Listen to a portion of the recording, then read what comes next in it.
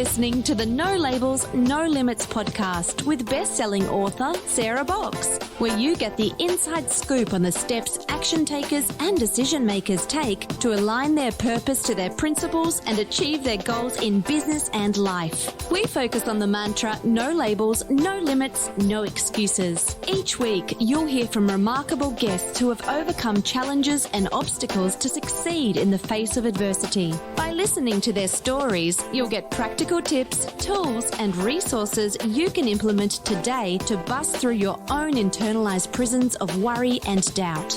And now, without further ado, please welcome your commanding coach with plenty of chutzpah and heart, Sarah Box. Welcome to this episode of the No Labels, No Limits podcast, a podcast all about helping action takers and decision makers like you align their purpose to their principles and achieve their goals in business and life. Hi, I'm Sarah from Sarah Box Coaching and Consulting, where we help nonprofit executives lead strategically and achieve impact in the world, all while staying heart-centered and true to who they really are. I'm also a former executive director, a believer in people and possibilities, and best-selling author of The Changemaker Ripple Effect, a book about how one person's drive, purpose, and boldness can impact thousands. And joining me on today's episode as a co-host is Beck Japovich. Beck is the founder and principal of Beck Japovich Communications, where she helps purpose-driven people craft their brand voice. And if you've been listening to our podcast for any time, you have also heard Beck in my interview with her. And we are here to tell you that the life you want is possible with the right support, mindset, and strategy. Beck? That is correct, Sarah. And on today's podcast, we have a special guest that we can't wait to tell you about. But before we lift the bonnet and take a deeper look into their story, we want to give a shout out to Carla Marie Manley for her great review of the No Labels, No Limits podcast. And Carla says, a force of love and wit.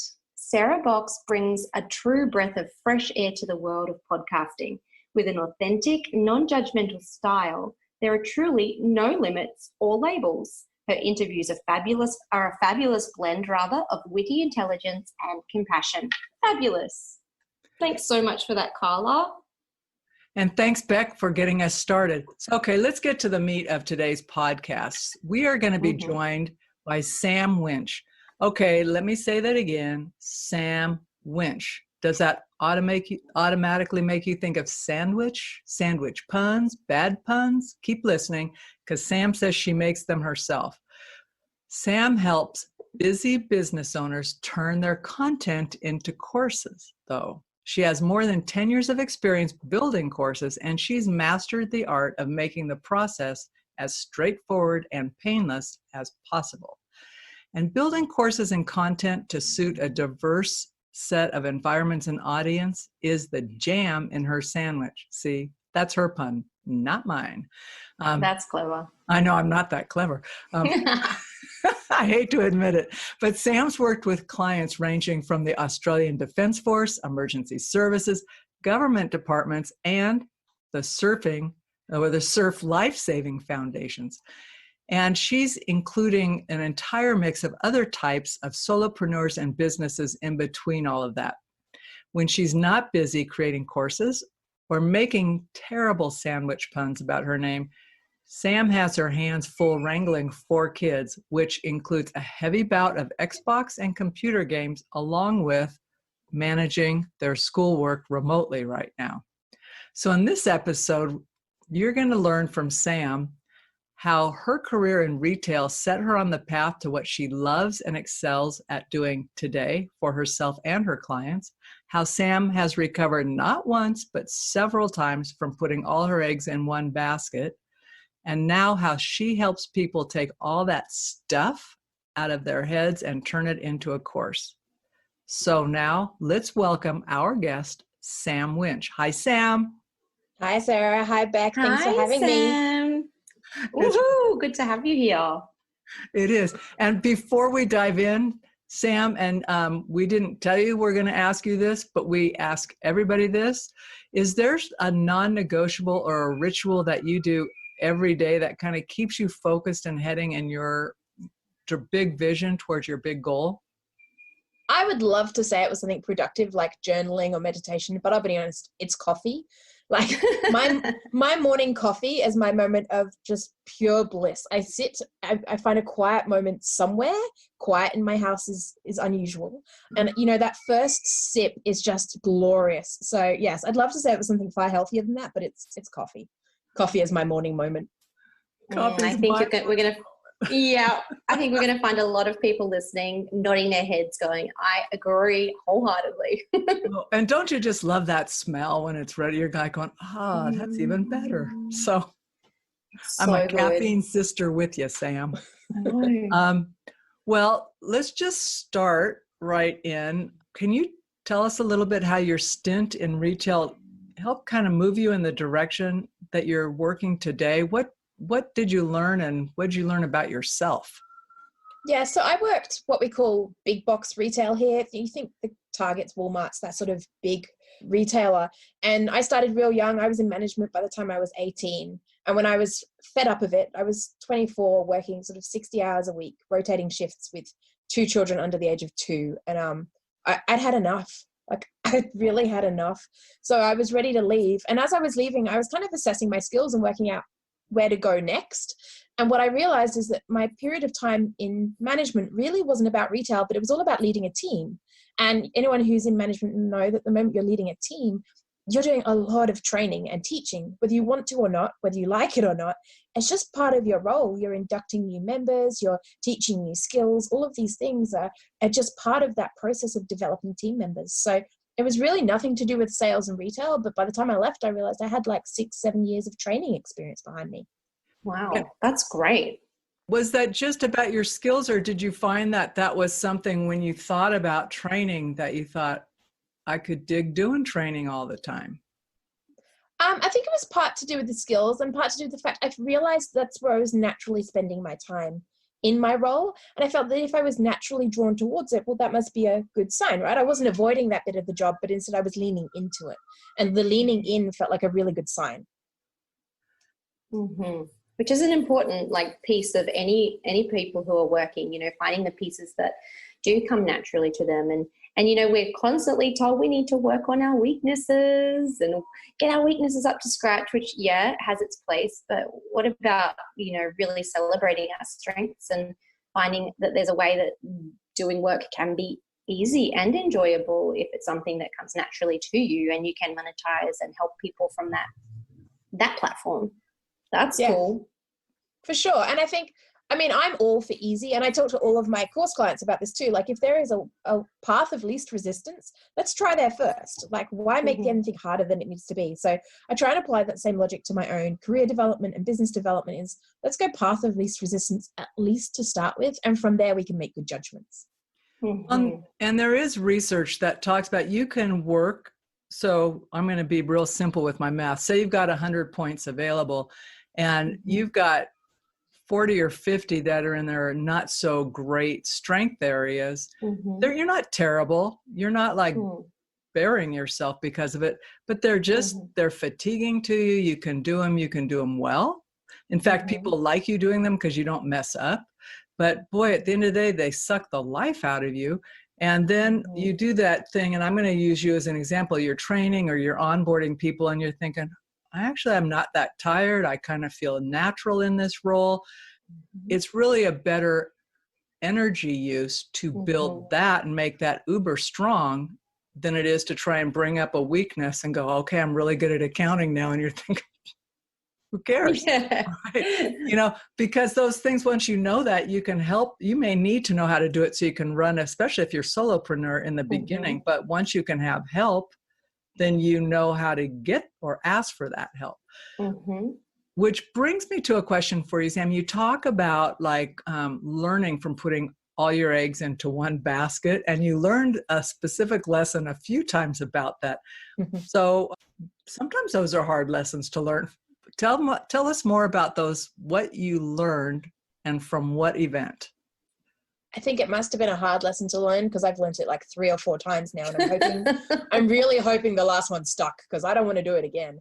But so I did the natural progress, which was I moved out of a job in retail and into a job in training. And so I thought I was safe. I had an employer. I was getting a good rate of pay. I was in a new industry. I was like, yeah, I'm doing all the things. And then I got fired or made redundant and I lost my job. And I think for anyone who's been in that position where you go into work that morning and you feel like you've got a job and by 9:30 you're on the train on the way home again without a job, it's this big shock to the system. And I was suddenly like, you know what, this thing I thought was safe, and I mean, hell, in today's world, you can see this all the time, that job you thought was safe is not so safe, right? Mm-hmm. It's not as secure as you thought it was. So that was a pretty big wake-up call that perhaps relying on an employer wasn't necessarily the best option for me, because I didn't want to be in a position again with a young family where I woke up one morning and suddenly didn't have any income. I didn't have a job. I knew I didn't want to be beholden to benefits or unemployment benefits, because it's just not me. I don't want to put myself in that position where I'm beholden to someone else. So I started consulting and doing my own business and doing my own trade. And that was great. It was really, really good. I built a connection with a business who was doing really well, and they gave me lots of referral work and things were going great. And then I found myself in exactly the same position, which was that they closed down and decided not to run their business anymore. And this great stream of referral traffic that I had just dried up one day. And I went, suddenly I've got no income again. This position that I thought I was doing great at is suddenly gone. And you know what? You'd think I'd learned from that, but I did it again. The next year, I got this big client. They were probably 90% of my turnover, like easily 90% of my turnover. Mm-hmm. They're a great client to work with. We were doing awesome things with course creation. And then they decided to pivot and change direction, and they weren't building courses anymore. And suddenly here I am, right? Third time round. So you'd think after this, right? Surely now I've woken up. But I realized that if I rely on just one source of income, be that an employer, be that a referral source, be that a client, whatever that one source is, one is risky. Right? It might be real good for a while. It might be real good for a long time, but at some point there's a risk involved. So I knew that I needed other options, and selling my services was just one. But that's when I realized I needed to walk my talk and start building courses and products for myself, because I can't rely on just one stream of income, and I need some other things going on at the same time. So hopefully I've learned it now, because I don't want to go through it again. Well, it's hard to scale one Sam. Right? Yeah, there's only one of you. So only one of you can serve a client in the way that you do. Even if you have a team, right? You can serve more clients, but it still requires you. So talk about how building your own course has helped you move in that direction. So I'm going to be honest here, it's actually really hard as a course creator to build a course. It feels like there's this whole amount of external pressure that has to be just right. I'm sure it's the same when you're writing content for yourself. When I have to write a website or promotional material for myself, it's like, how do you distill this down to one succinct, strong message? Whereas for other people, you can do that. You've got that outside view. You're not attached to it. You don't overthink it. Oh yeah, it's way easier for someone else. Way easier. So for me, it's been a process of trying to break. And this is what I go through with the clients. It's just I'm suddenly having to do this process with myself. I need to break down that process I take people through into tiny little bite-sized steps and deliver these bits in little pieces that they can buy when they need them. And look, Sarah, it's a long process, and one I haven't finished yet. Like I've got new pieces coming out all the time, because I'm still in that process of distilling my content into usable chunks where they don't necessarily need me, but I'm working on it. But what's great about that, Sam, is that you aren't waiting until this is the one thing I see in the work I do too. People for me too, it's like, I want it to be perfect, right? But you're creating it so that you can actually adapt and create as you go, rather than waiting until it's perfect. Because perfect, guess what? I've never seen that day show up. I'm sorry. I can look at it and think, oh man, I could tweak that, So and and with courses almost even more so, because there's so many moving parts. I get so many clients who are waiting for perfect. I am yet to see a perfect course ever. Like something, the moment you run it, you'll want to change something, you'll want to fix something will, it's just this moving parts.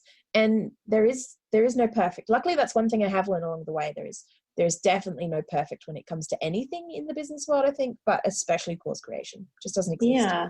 And I think that's a really good point, is that when you are creating a course, you're creating it for an audience. And so to get the eyes from the audience and the feedback from the audience is going to help you improve and evolve that course. So you can't just sit there thinking, oh, what are they going to be thinking in 5 years or 5 months? And what will they need then? You know, you don't know that stuff. You just got to put it out where you are right then, do your best, and then get the feedback. And the feedback's going to help you then grow and develop that thing even better. It's a lot easier too, because then you have something concrete for people to react to. You know, so if I'm in your course and then you ask me, you say, well, was that clear to you? Yeah, it's mostly clear, but I have a question about this. Bingo. Thank you very much. I will tweak that for the next go round, you know. Yeah, so it's not just a theory. It's not just an idea that people, What kind of people should consider developing a course? Like when you work with people, who has benefited or in what ways? Because I can imagine someone saying, well, I'm in a certain kind of business and I really don't see a need for a course or content like that. So how could I identify whether I'm a fit to develop a course? So normally my course creators come in sort of 3 main groupings, I guess. One is that you are selling a service that has some sort of repetitive nature to it. And so we're going to take that process and distill it into a step-by-step guide without you. So that might be personal trainers, health consultants, coaches, physicians, those sorts of people, where there's a system that they take every client through, and some of that is the same. So yeah, that's one that we build for sale normally.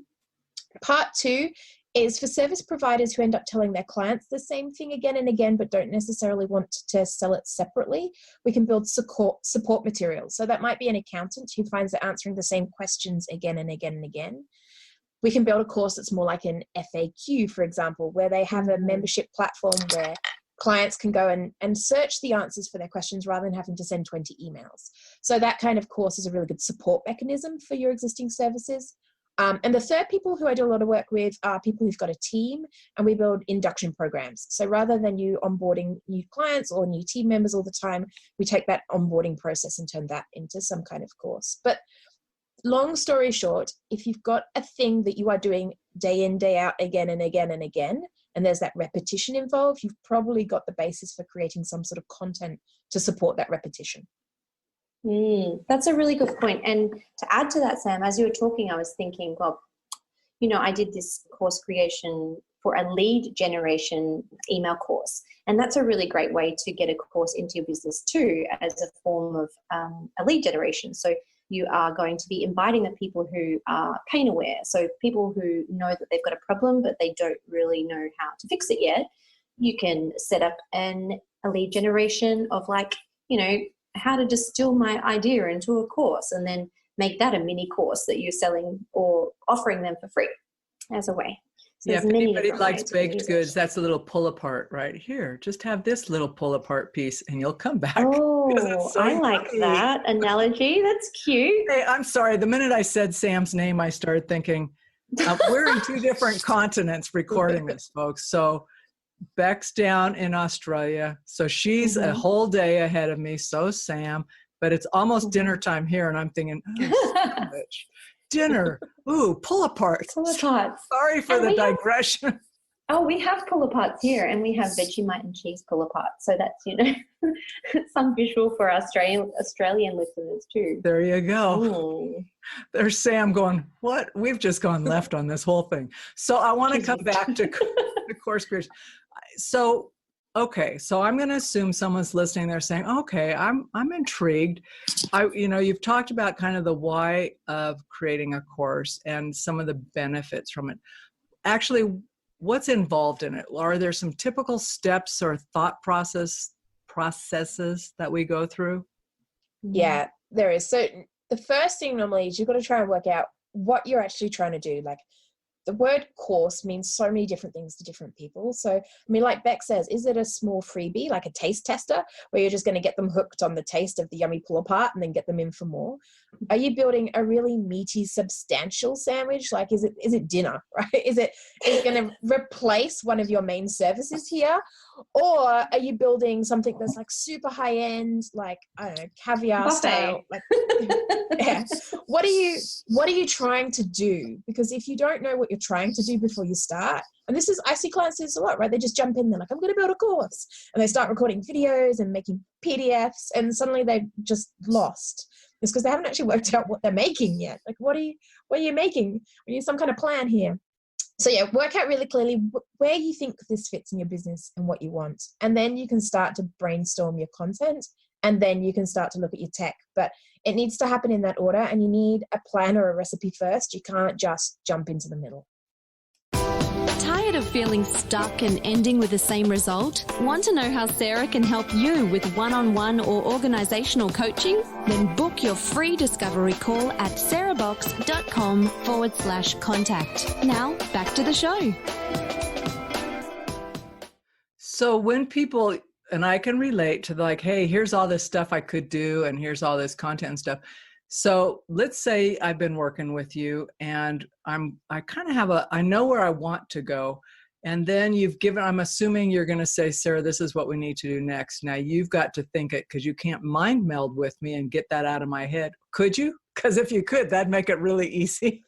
Actually, I kind of can. So one of my most popular services, we call it a course outline session, but it'd be me and you on a call like this for 2 hours. And we map it out. Like, I just pull those bits of gold out and create your course map, and then I hand it to you and I'm like, here, Sarah, here's your course map, off you go. So yeah, it can be done. I mean, like we were saying earlier, right? It's much easier being the person on the outside than the one on the inside trying to do it. And I see clients do this a lot. You get so caught up in your own brain that you forget what bits of gold are in there. And you have so much knowledge and valuable sitting up there in your brain of yours that sometimes it takes someone on the outside come along and go, hey, Sarah, that thing you just said was really cool. Let's unpick that. How do you do that? How would you explain that to someone else? And you need someone taking you through that step by step, like pulling those little bits out. But you've got, so much in there that could be used. We've just got to find those bits. That's really such a gift to have someone do that for you. Mm-hmm. It is, because then it makes it, all you have to do is like think, you ask a question, Sam, and if you and I are speaking or you and Beck are speaking, all we have to do is say what we already know, and you can listen for what matters and like, okay, that's interesting, but it doesn't matter to the goal that you're setting or what you're trying to do. And I think that filtering piece, really knowing what to focus on in what order, is one of the best gifts and things that a coach or a consultant can offer someone, because the person you're working with is the expert in what they're doing. You don't have to teach them that, but to help them like clear it out and get focused. So Beck, before we kind of go on with another question, did you have a thought or anything you want to ask Sam along those lines? You know what, as we were talking, my husband just came in, so I muted, and to be completely honest, I was like, you guys take the lead on this one. So sorry I don't, but that's good. I just wanted to make sure that you weren't feeling left out, because I started thinking about all this stuff. So, all right. So we've talked about how you can pull stuff out of our brains. Talk a little bit about, I know I was interested looking on your website and more information about you. You know, you do something that I think is pretty unique and really valuable with your weekly live classes about course creation. So during those sessions, can you tell us what kind of like the structure for those calls and what do you cover? Who should be on it? If I wanted to be on it and had a question, how could I send you the question? Is any of that possible? Yeah, definitely. So part of the reason I run weekly classes is because course creation is a really big thing, right? And I've tried running big webinars or big courses, but it's huge. It's overwhelming. And so rather than trying to overwhelm people with hours and hours of stuff, I probably should listen to my own advice and break it down into little bite-sized steps. So that's what we do. Each week we do a half-hour class and we focus on a specific piece of course creation. Now, that varies each week. Sometimes it's content mapping, sometimes it's the tech, sometimes it's just how to structure your pieces. It varies each and every time. What I do is each week someone will get an email saying, hey, this week we're talking about this thing. If you want to come along, here's the link. And you come along. The class is about 30 minutes long. We do a piece of content up at the beginning, and then we open up to live Q&A. So they can ask some questions, they can get input, they can do all sorts of things. And then on occasion, we do what I call a live work along, which is we use that 30 minutes just for working on your course. And I'm not going to teach you anything as such, but you're going to dedicate 30 minutes in your day to getting something done. And the upside of doing it on the call with me is I can answer any questions along the way, give you feedback. You can even screen share if you want and give me control of your mouse, and I can fix things as we go. So they're really powerful ways to just put 30 minutes aside each week to work on your course. because course creation can be big and it can be lonely. So it's like having a team of people to help you through each week. I love it. It's just so much value that you're offering to people, Sam. And are you finding, because I know that you've got like different levels of how clients can work with you. You can either teach them how to DIY it, or you've got done for you services. Are you finding that these classes are really having people get really interested in your offerings, and then you're getting some good leads, warm leads from them? Yeah, sometimes, but it's not necessarily the intention. So you're right. My clients tend to come in two fields, really. There's the people who just want to DIY it and want to learn how to do it themselves, and that's great. And then there's the other end of the people who don't want to do it at all and just want to pay me to do it for them. And that's fine too. Like, not against that at all. Mm-hmm. So what I tend to do is lots of people come into these classes and it really helps them work out which party they're in. Like, if they want to DIY it, that's great. And I've got some things that will help them along the way. And if they can build their course completely off the back of my free information, I'm happy. Like, I don't need to touch that. That's great. But if they come along and they can find the gaps and they can find where they need help or which bits are too hard, well, we've self-identified there too, and that's really helpful. So classes are a handy lead generation tool, I guess. But for me as well, it's about course creation became really popular for a while, which means I've seen some really good things come out of the industry, but I've seen some pretty average things come out of the industry. And for me, these weekly classes are about helping people produce good courses. And, that's what I want. I don't want people to be signing up for these crappy online courses and not getting results and going, oh, online courses are terrible. No one can learn anything from an online course just because they had one bad experience learning. So if I can help people create good learning experiences, then I'm happy. You can obviously, that's awesome. You can tell that I've had my marketing hat on this morning doing some training about lead generation, because that's what I'm talking about lots. But that's awesome. Yeah, you are helping people heaps and heaps and heaps, which is wonderful. So I want to ask you, if we can, to swap over and talk a little bit about tech and courses.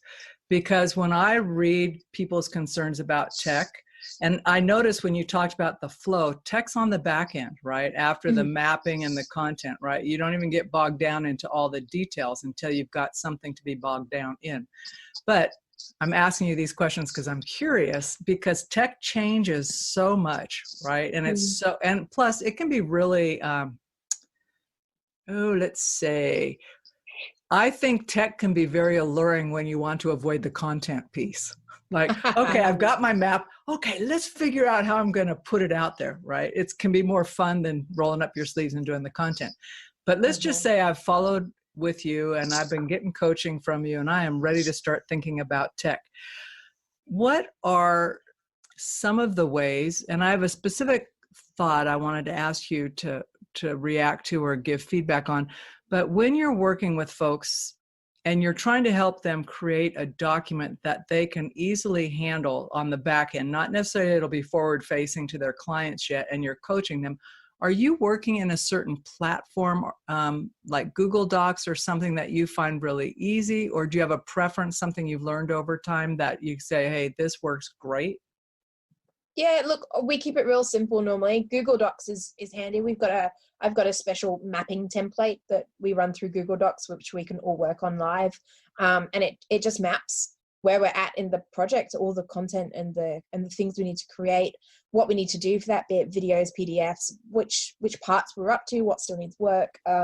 Just a big live table that we can all work on together. It's nothing exciting, I'm afraid. People get all excited. They come to me like, can I see your mapping tool? I'm like, you can. It's a table.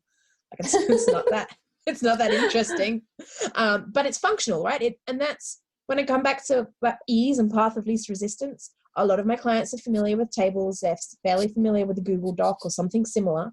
If they're not, they've used Excel in the past. It works the same.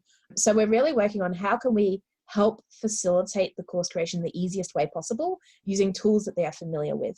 So something like a Google Doc, and then some kind of cloud sharing for documents, be that OneDrive or Dropbox or whatever that is, to help them share files. Path of least resistance all the way. I love that, because that makes so much sense. And it's like a mistake that I keep making is seeing the next shiny tech thing. And because I'm a creative brain, I'm like, that is really great. And it makes sense and it's pretty and it flows and stuff. But the thing is, when you're working with the client, you got to figure out what's easiest for them. And if you don't want to have that training piece about, okay, I'm going to spend 5 minutes to shoot a video about how to work this out, or 20 minutes to let them know how this works, it's a really good way. Keep it simple. Well, it can also put a barrier of cost up for people sometimes. People say, well, I can't afford that software. I mean, and to think about it, if you're just trying to get started. Mm-hmm. There's free tools, right? They don't have to be fancy or flashy, but they are there. And so I just didn't know what your philosophy around that was, Sam. Yeah, and you're right. And I think the same logic applies to everything when it comes to course creation, is that we have to get started somewhere. And I loved how you said that a lot of people get bogged down in the tech questions before the content, and it's so true. But the truth is that the tech, honestly, that's the easy bit, because either A, the platforms now are fairly user-friendly and drag and drop, or if that's still overwhelming, and that's okay, it's the easiest bit to outsource. Like getting the content out of your head and building the content, that's a bit hard to outsource. Like, we need your brain, and I can't replace your brain. But the tech, that's hella easy. And look, we can Fiverr it, whatever. There are so many options. So I leave that bit to last on purpose, because you're right, it's really easy to get distracted by the bits there. But that's the easy bit. Let's go back to the other bit first. Let's show up and do the work we need to do first. And then we can do all the flashy stuff. Plus, you can pilot stuff. Sometimes you can overcommit to a tech or a platform, and then 2 months in think, that's not going to serve us. And you've already done all this work in it. So I asked that. As you might be able to tell, I've learned that lesson the hard way a few times. And since I like tech, when I'm struggling on content, I'm thinking, oh, I wonder if I should check this out. This would be a good time to research that. So. Yeah. And I'm right there with you, Sarah. Like, I'm the first one to sign up for the next shiny course platform or plugin, or, a new plugin. It does this. How exciting is that? But really, I'm just avoiding the document I'm supposed to be finishing. Right. It's I'm so right there with great you to learn all the little ways we can procrastinate. And even better when we can call ourselves on it and go, okay, get back to work here. Beck, you're That's not a good weighing question, in on though. that. Because I've got a point to that, because tech does change so often. What's a good time frame to go back to your course and to see, what might need an upgrade? Say you've got a list of tech things that you're using in, 2020, and then it's completely changed in 2021. Is it a yearly thing? Is it a... Yeah, look, normally every time especially if you've got a course that's running live, so people start on the same date and process through the content in the same order, at the end of a course is a great time to do a review, because you can get feedback from them and you can see what's worked and what hasn't. And you can use that feedback to upgrade if need be. But I would say as well that while it's good to touch base, I really would normally only go back to something if it wasn't working as well as it could. So if everything is functioning well, don't touch it, don't break it, don't fiddle with it. And I learn this in my personal life all the time. Like, just don't break it. So yeah, if it's going well and your students are learning well and your tech is working fine, and just leave it. Stop fiddling. Leave it be. But if you're getting feedback and the feedback shows that there's room for growth or there are gaps it could be fixing, fine, then we can have a look at it. But until then, it's good. Yep. If it ain't broke, don't fix it. Don't fix it. That's it. Hey, so as we get ready to wrap this up, I just want to ask you to talk about or share with us what a first baby step is someone might take if they're even thinking about a course. So for me, it's normally to get some of your thoughts on, I'm a paper girl, I'm a good old pen and paper, but if tech is your thing, open a blank Word doc or a notepad or something, but get some of your thoughts down, because until you've really sort of looked at what you're trying to do, it's just a concept, and that can get really big and really overwhelming, and there's so many moving parts. So just do a bit of a brain dump for me and write some notes down.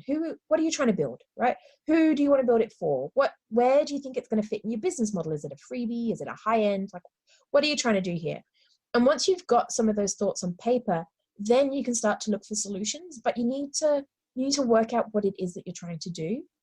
And once you've got that, then you can start to do some of the other bits. So I've got a course creation sort of template download that's really easily available. But the next step up from that is I've got a 5 days to course clarity program. It's $5. You don't lose anything by joining it, but it takes you through those steps of really working out, what are you trying to do here? And by the end of that, you'll have clarity to go, okay, this is good for me. Like I could do this, or maybe I don't really need a course. And I do get a lot of clients who come to me like, Sam, I need a course. And I'm like, do you really? Like, who's convinced you of that? Because maybe you do, but maybe you're just kind of being lured in the online course wave that's happening at the moment. Too true. Well, we'll put links to that for you in the podcast notes for everybody who's listening, just so you don't have to worry about it. In fact, we'll have all the contact information for Sam so you can reach out to her. Beck, before we wrap this up, are there any things you would like to say from your perspective? Only that, Sam, you're a legend, and thanks for making something so, chunky and meaty sound really easily achievable. And it's just been great to talk to you, as always. No, thank you. So, and I want to echo that. You're really brilliant. I have downloaded your PDF, and I think it is brilliant, and it's very, very clear. So I'm really encouraging folks to do that. And I want to thank you all for being on the podcast. This is really fun to do this little co-host thing. But I am going to ask people, if they're listening, if you found value in this interview with Sam, please share it with someone else. Because just like Sam's trying to help you figure out whether or not you should have a course, we want to help solopreneurs, nonprofit leaders, and anybody who's trying to make a difference in the world get the tools and information they need. So please share it with someone. And if you liked what you heard, we really would appreciate it if you would review the podcast, because your positive reviews and recommendations help us reach more people with the No Labels, No Limits message. And who knows, we might be sharing your review on an upcoming podcast. What do you say, Beck? Should we? Oh, absolutely. Yeah, the more shout outs, the better. All right. So until next time, all you No Labels, No Limits, the sky's all possibilities listeners, have a great week. Bye. You've been listening to the No Labels, No Limits podcast with best-selling author, change agent, and strategic vision coach, Sarah Box. You can grab the show notes and find out how to work with Sarah at sarahbox.com/No Labels, No Limits podcast. We'd love this podcast to reach as many people as possible. So please remember to rate, leave a 5-star review, and share the podcast with someone you think would get value from this conversation. Until next time, keep taking those daily action steps to align your purpose to your principles and achieve your goals in business and life.